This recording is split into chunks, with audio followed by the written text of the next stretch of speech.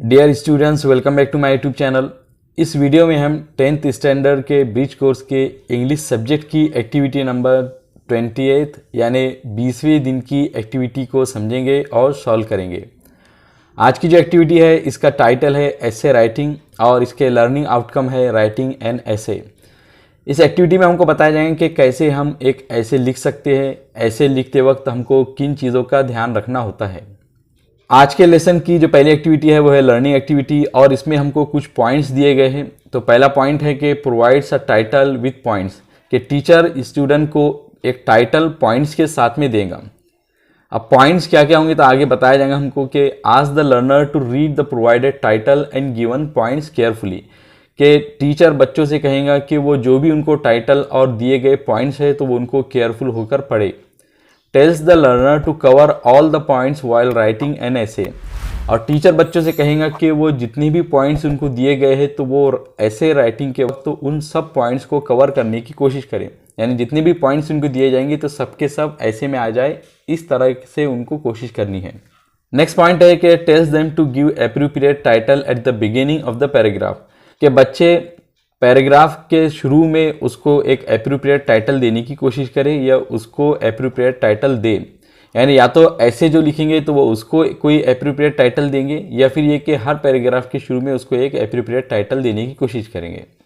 और next point है कि tells the learner to use some grammatical items like degree, not only but also, either or, neither nor, though, although, if, unless, whenever necessary, कि teacher बच्चों से कहेगा कि वो कुछ ग्रामेटिकल आइटम्स को यूज़ करें। और ग्रामेटिकल आइटम्स कौन कौन से हो सकते हैं, जैसे कि डिग्री होंगी, जैसे डिग्रीज ऑफ कंपैरिजन है तो इन सब को यूज़ करें। Not only but also, either or, neither nor, though, all दो, इफ़, अनलेस, इस तरह के ग्रामेटिकल आइटम्स को उन्हें यूज़ करना है वेन एवर नेसेसरी, जहाँ कहीं भी उनको ज़रूरत लगेंगी, जहाँ कहीं भी उनको ज़रूरत महसूस होंगी। नेक्स्ट पॉइंट है कि provides the learner some helpful word to compare, for example alike, both, and as well as on the other hand, on the contrary, varies, in contrast, etc. कि टीचर बच्चों को कुछ ऐसे हेल्पफुल वर्ड्स, कुछ helpful phrases देगा जिसके ज़रिए बच्चे कंपेयर कर सकेंगे। और वो हेल्पफुल वर्ड और फ्रेजेस क्या होंगे तो alike, both, as well as, on the other hand, on the contrary, varies, in contrast. तो इस तरह के बच्चों को कुछ वर्ड्स और फ्रेजेस दिया जाए जिसके ज़रिए बच्चे ऐसे लिखने में उनको मदद मिले, उनको आसानी हो। Tell them to use own sentences using given points, teacher बच्चों से कहेगा कि वो अपने खुद के सेंटेंसेज यूज़ करे पॉइंट्स को यूज़ करते हुए। Tell them to use proper tenses, और टीचर बच्चों से कहेगा कि वो प्रॉपर टेंस का यूज़ करे, यानी टेंस कौन सा है ऐसे में तो उसका भी ध्यान रखे, उसका भी लिहाज रखे। तो इन सब पॉइंट्स को ध्यान में रखते हुए आज की एक्टिविटी को हमको करना है। इस लेसन की जो दूसरी एक्टिविटी है वो है सॉल्व एक्टिविटी डेमो। इसमें हमसे कहा जा रहा है कि tell the names of the hobbies mention in the essay, कि आगे एक ऐसे हमको लिखकर दिया गया है तो उसको देखकर हमको बताना है कि इस ऐसे में जो हॉबीज़ के नेम दिए गए हैं तो वो कौन कौन से हैं। तो आंसर है कि drawing, painting, gardening, stamp collecting, photography, reading, sewing, crafts and cooking, के हॉबीज़ के नेम कौन कौन से होते हैं drawing, painting, gardening, stamp collecting यानी टिकट जमा करना, स्टैम्प जमा करना, फोटोग्राफी, रीडिंग, सीविंग, सिलना, कपड़े सिलना, क्राफ्ट और कुकिंग। सेकंड है कि what is the writer's hobby mention in the essay, के आगे जाने वाला ऐसे है तो उसमें राइटर की हॉबी कौन सी मेंशन की गई है। तो आंसर है कि the writer's hobby is gardening mention in the essay, के राइटर की हॉबी गार्डनिंग मेंशन की गई है ऐसे में। और थर्ड है कि what gives immense pleasure to us, कि हमें बहुत ज़्यादा खुशी क्या देता है। तो इस ऐसे के according gardening gives immense pleasure to us, के गार्डनिंग हमको बहुत ज़्यादा खुशी देती है। आगे एक इंस्ट्रक्शन दिए जा रहे हैं कि teacher will provide a title and related points, student will read it carefully and write an essay by their own, कि टीचर बच्चों को एक टाइटल और उससे कुछ रिलेटेड पॉइंट्स देगा और स्टूडेंट उसको गौर से पढ़ेंगे, केयरफुल होकर पढ़ेंगे और अपने खुद से एक ऐसे लिखने की कोशिश करेंगे। इस एक्टिविटी का अगला पॉइंट है प्रैक्टिस। इसमें हमसे कहा जा रहा है कि teacher will provide the following title and points and give clear instruction to write an essay on it, कि टीचर बच्चों को आगे आने वाला टाइटल और पॉइंट्स देगा और उनको क्लियर इंस्ट्रक्शन देगा कि वो उस पर एक ऐसे लिखे। अब आगे बच्चों को क्या टॉपिक दिया जाएगा, क्या पॉइंट्स दिए जाएंगे, तो उसके बारे में कहा जा रहा है कि right an essay on my hobby by using the points, कि आप माई हॉबी पर एक ऐसे लिखिए नीचे दिए गए पॉइंट्स को यूज़ करते हुए। तो पॉइंट्स कौन कौन से हैं? पॉइंट नंबर 1 है कि व्हाट इज़ योर हॉबी, तुम्हारी हॉबी क्या है। सेकंड है कि why do you like it, तुम इसको क्यों पसंद करते हो, यानी तुम्हारी जो भी हॉबी है तो उसको तुम क्यों पसंद करते हो। थर्ड है कि what are its benefit to you, कि उसके तुम्हारे लिए क्या फ़ायदे हैं। How do you give your time for keeping your hobby, तुम अपनी हॉबी को बरकरार रखने के लिए कैसे टाइम दे पाते हो। नेक्स्ट है कि who helps you to keep your hobby, तुम्हें अपनी हॉबी रखने के लिए, हॉबी बरकरार रखने में कौन मदद करता है। नेक्स्ट है कि what is your message to others through your hobby, दूसरों को तुम अपनी हॉबी के ज़रिए क्या मैसेज देना चाहोगे। और नेक्स्ट है कि ऐड योर पॉइंट्स, यानी अगर आपके माइंड में कोई और भी पॉइंट हो तो आप उसको भी यहाँ पर ऐड कर सकते हैं। तो ये जितने भी पॉइंट्स आए हैं तो इसको ध्यान में रखते हुए हमको माई हॉबी इस टाइटल पर एक ऐसे लिखने का है, और ये ऐसे हमको यहाँ पे ऑलरेडी हमारी एक्टिविटी में दे दिया गया है। तो ऐसे माई हॉबी इसका टाइटल है, और ऐसे कुछ इस तरह है कि hobbies play an important part in our life, कि हॉबीज़ हमारी ज़िंदगी में बहुत इंपॉर्टेंट पार्ट, बहुत ही इंपॉर्टेंट रोल प्ले करती है। They keep us busy in spare hours, वो हमको हमारी खाली घंटों में बिजी रखती है। एंड मेक्स लाइफ हैप्पी, और हमारी ज़िंदगी को हैप्पी बनाती है। They make us forget our worried and give us inspiration, वो हमको हमारी परेशानियां भुला देती है और हमको इंस्पिरेशन देती है। They make life interesting and pleasant, और उसके वजह से हमारी ज़िंदगी इंटरेस्टिंग, दिलचस्प और खुशगवार हो जाती है। यानी यहाँ पे हॉबीज़ के बारे में हो रही बात चल रही है कि हॉबीज़ हमको ये सब करती है। They give us energy and teach us the dignity of the labour, वो हमको एनर्जी देती है और हमको लेबर की डिग्निटी के बारे में बताती है, यानी मजदूरी, मेहनत की डिग्निटी, उसके इज़्ज़त, उसके काम की अहमियत, इंपॉर्टेंस के बारे में हमको बताती है, सिखाती है।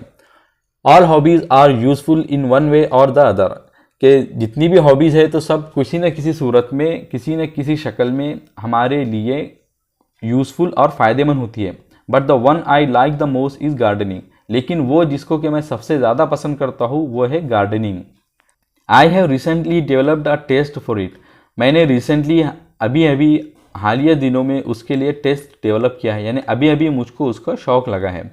It is both pleasant and economical, वो प्लीजेंट भी है यानी उसकी वजह से मज़ा भी आता है, और इकोनॉमिकल भी है, उसकी वजह से हमारा पैसों का फ़ायदा भी होता है।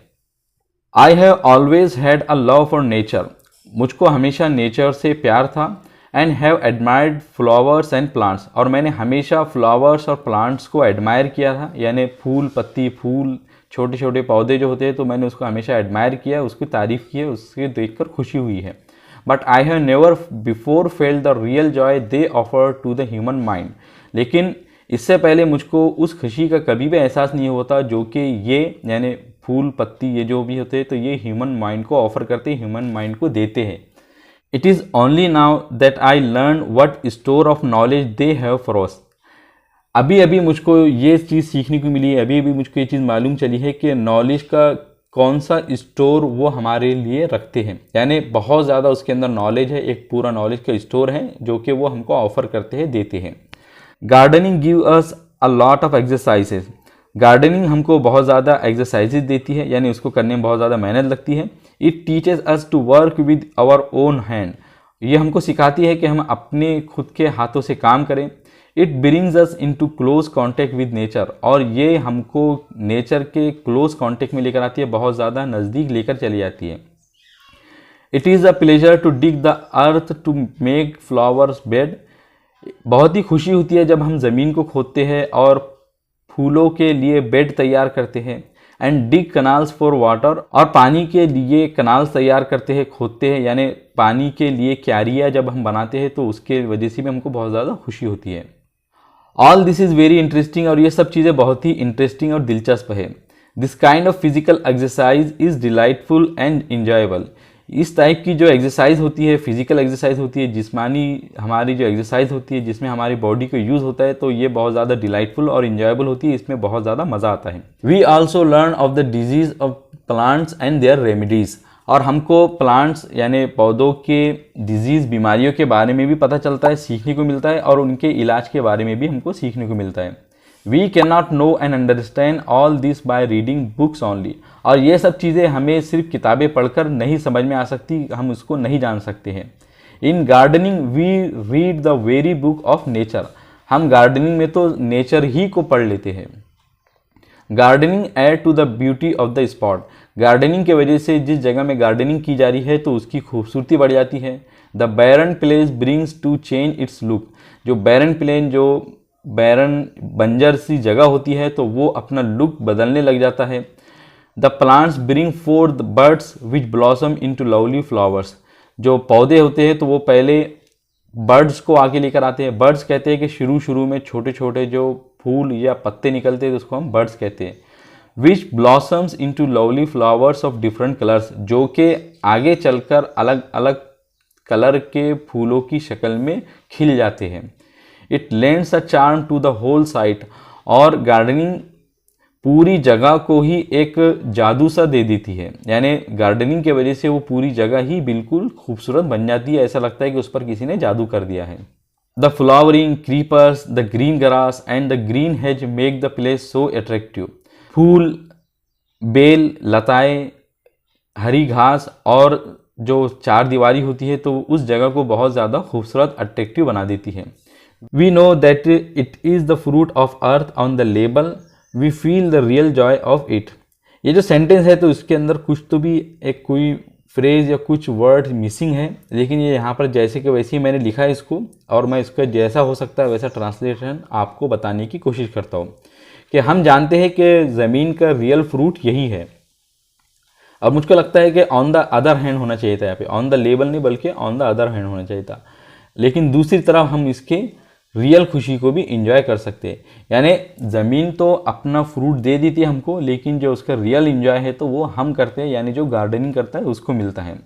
Gardening add to our comfort and health, gardening हमको कंफर्ट, आराम और हमको हेल्थ भी देती है। We enjoy the fresh air and the cool breeze, हमको फ्रेश एयर का इंजॉय करने को मज़ा करने को मिलता है, और हम कूल ब्रीज यानी ठंडी हवाएं भी महसूस कर सकते हैं, ले सकते हैं। And the pleasant shade of trees, और झाड़ों का जो खुशगवार साया होता है तो उसका भी हम इंजॉय करते हैं। The sweet smelling flowers make the air fragrant, और मीठी खुशबू वाले फूल हवा को बहुत ज़्यादा महक वाली बना देते हैं। It refreshes the brain and invigorates the body, ये ब्रेन को, माइंड को रिफ़्रेश करती है, यानी गार्डनिंग हमारे ब्रेन और माइंड को रिफ़्रेश करती है और हमारी बॉडी को मजबूत करती है। तो इस पूरे ऐसे में हमको गार्डनिंग के बारे में बताया गया है, गार्डनिंग क्या है, कैसे की जाती है, उसके वजह से हमारा क्या फ़ायदा होता है। तो इस तरह इस ऐसे में हमको बताया गया है कि एक ऐसे को आपको कैसे लिखना है, कौन कौन से पॉइंट्स है आपको जिसको माइंड में रखना है। तो ऐसे में आपको यही करना होता है कि पहले आपको टॉपिक सिलेक्ट करना होता है, फिर उस ऐसे में आप किन पॉइंट्स को कवर करने वाले होते हैं तो आप उसको बुलेट्स पॉइंट्स की शक्ल में लिख लीजिए, वो ज़्यादा आपको आसानी रहेगी। और फिर आप सही ग्रामेटिकल टर्म्स, अलग अलग जो लैंग्वेज के जो यूज़फुल इडियम्स वो सब हो सकते हैं, फ्रेजेस हो सकते हैं, तो उसको आप यूज़ करें ताकि आपका जो ऐसे है तो वो पढ़ने में भी अच्छा लगे। तो इस तरह आप आसानी से, बहुत आसानी से आप एक ऐसे तैयार कर सकते हैं। आगे की जो एक्टिविटी है वो है extension activity, parallel activity, reinforcement. इसमें हमसे कहा जा रहा है कि teacher provides ample topics to learner to write an essay for practice, कि टीचर लर्नर को, बच्चों को बहुत सारे टॉपिक्स देगा ताकि वो उस पर कोई एसेज लिख सके अपनी प्रैक्टिस के लिए। तो अब टीचर का ये काम होगा कि वो बच्चों को अगर क्लास में एक्टिविटी करवा रहा है तो एसेज की कुछ टॉपिक्स दे और बच्चे खुद से कुछ ऐसे लिखने की कोशिश करें। टीचर ऑर्गेनाइजेज एन ऐसे कॉम्पिटिशन फॉर लर्नर्स, और टीचर बच्चों के लिए एक ऐसे कॉम्पिटिशन भी ऑर्गेनाइज करवाए। तो ये क्लास में करने की एक्टिविटी है, यानी बच्चे ऐसे लिखने का एक कॉम्पिटिशन करेंगे और टीचर फिर जो सबसे अच्छा लिखने वाला होगा तो उसको कुछ प्राइज़ भी देगा, कुछ रिवार्ड भी देगा। तो इस तरह बच्चे अच्छे से लिखने की प्रैक्टिस, ऐसे लिखने की प्रैक्टिस कर लेंगे। तो ये जो आखिरी की जो एक्टिविटी है तो ये क्लास में करनी की है, इसलिए मैंने इसके आंसर्स नहीं लिखे हैं। तो मुझे उम्मीद है कि इस वीडियो की मदद से आप लोगों ने आज की एक्टिविटी में, आज के लेसन में आई हुई जितनी भी एक्टिविटीज़ है तो उसको लिखा होगा और उसको समझा भी होगा। अगर आप लोगों का फिर भी कोई डाउट या क्वेश्चन हो तो कमेंट सेक्शन में ज़रूर पूछिए। वीडियो पसंद आए तो इसे ज़रूर लाइक कीजिए, अपने फ्रेंड्स और क्लासमेट्स के साथ में शेयर कीजिए और इसी तरह की इन्फॉर्मेटिव और एजुकेशनल वीडियोज़ के लिए मेरे चैनल को ज़रूर सब्सक्राइब कीजिए। I will see you in my next video.